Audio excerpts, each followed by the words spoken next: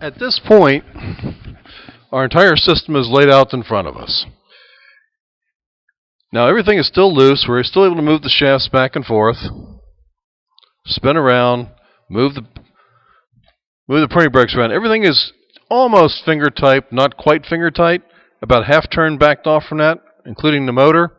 It is all leveled up, so it's easy to line.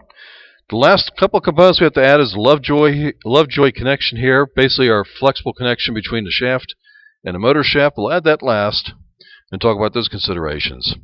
The next thing we do is actually line this up. And line this up, it's easier to start from basically our constraints. And our constraints here in the system is that this part of the system can move easily in this direction. This part of the system, because the way the slots are cut, more easily moves in this direction. So what we do is we try to, because the alignment of this sets how far back this goes, we leave this here, move this wheel back towards me until the gear teeth here match and mesh. Once they mesh, and we try to come as close as possible in meshing, and a full mesh means we want to get so it's perfectly lined up. We don't want to cant. We want to be straight and parallel, and I'll talk more about this later. And from here, this position, we will tighten things down to hold them more in place. So with these in place, our next step then is to tighten these bolts to get this wedged in place, and then we will tighten up the pruning brake system. So next step is tighten 4 mounting bolts using wrenches, then pruning brake using a wrench. For the 3/8 hardware, we're using 9/16 wrenches.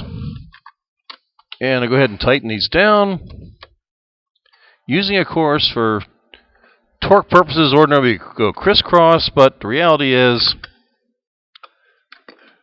we don't really have a torque situation when it's only 2 bolts per mount. This is more or less just to lay things in. And of course, then we'll use 1/2-inch hardware for the 5/16. I'll go ahead and get these down. Now we're seeing a top view. From this view, the next step after we've gotten this system tightened down is to merge this up against it. And for alignment, use a straight edge to make sure that the face of these gear teeth and these gear teeth line up both here and in here. If this was cocked, like turned this way, notice that the edge of that ruler does not line up with the edge of the gear below it. Or if this bottom one was cocked, again, the edge of it would not line up with the gear on top. So the normal way to line is if it were directly parallel. So that's what we aim for it to look. Once we have that, then our next step is to tighten this shaft assembly down, which is the 12-inch shaft. Now, so we've already done an 8-inch shaft. So go ahead and lay that out. Having completed that, the next step is to take these collars, slip them over the bearing holders, making sure that the 2 set screws, straddle that gap. So we're pressing down on either leaf, and that's the only way we really keep these bearings tight. Once we've got that down, go ahead and take an Allen wrench, tighten down the clamps so the bearings are held in place.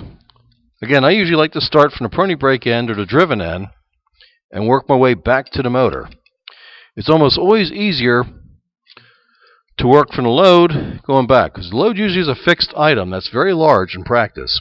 Here it's only a pruning brake, but many times it's like an escalator, belt system, gearboxes, something rather big and heavy.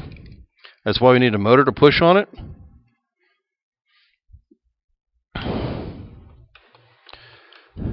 And you can see it's pretty easy to turn. Not a whole lot of resistance there.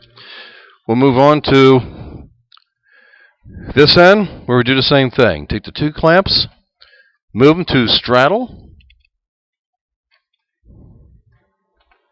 our bearings, tighten down. Because these are level, they're set up, they're lined up, there is no reason at this point not to tighten everything down as far as the driven. Get this last one set here. Again, straddling that gap. And at this point, we have now completed putting our driven system in.